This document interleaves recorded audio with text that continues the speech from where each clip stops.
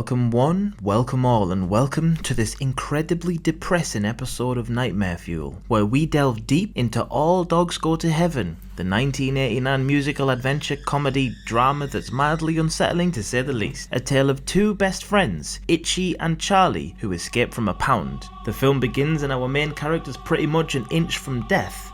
You'd think that after escaping prison, your friends would want to welcome you back, but oh no, big car-faced Caruth, Charlie's ex-business partner, is not excited about the return of Charlie and hatches a plan to kill him.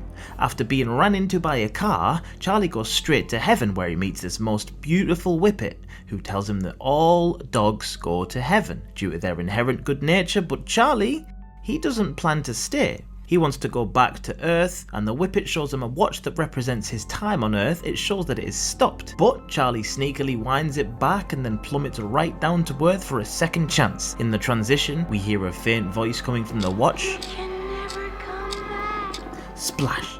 And Charlie's back in the land of the living with a plan to take down Carface.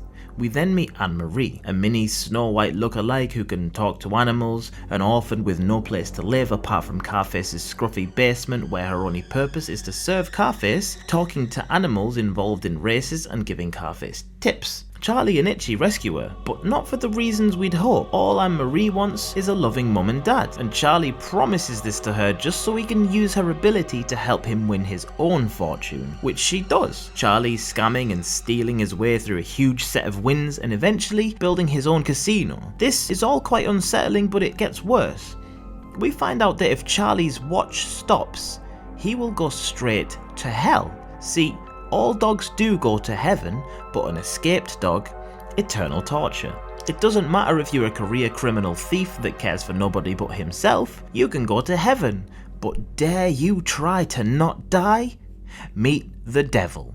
We find out initially that Carface was the one who set up Charlie to go to the pound, so he tries to kill him once there, then Carface chucks a car at Charlie, actually kills him on the second attempt. When he comes back to life, Carface suddenly gets a ray gun out of nowhere, tries to kill him a third time.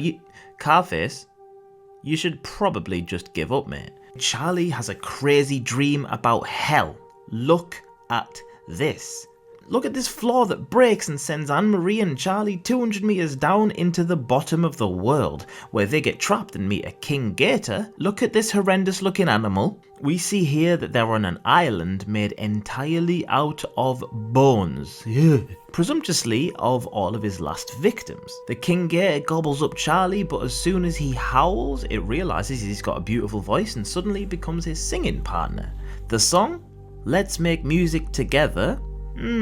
Subtle. Itchy's a little bit annoyed with Charlie about how much care he's putting into this little girl, so Charlie tells Itchy that the girl means nothing and that they're dumping her into an orphanage when they're done for her, and honestly, hearing her cry is actually getting to me now. On top of this, Anne-Marie finds out that Charlie stole money to win the bets and she abandons him to go and find her new parents. Right at the beginning of the film, Anne-Marie's first words were, "Mr. Carface, can I go outside today?" And this is hard, and even harder to listen to when you find out that the girl who voiced Anne-Marie was murdered by her father a year before this film was released.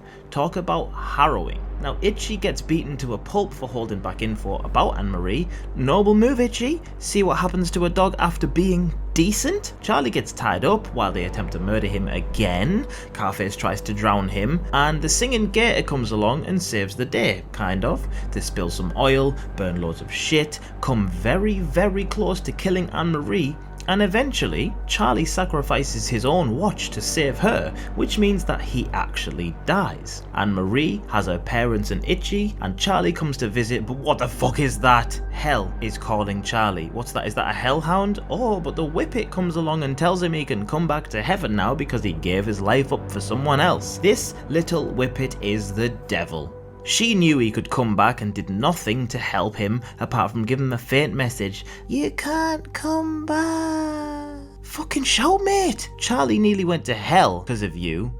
But you know, can't keep a good dog down.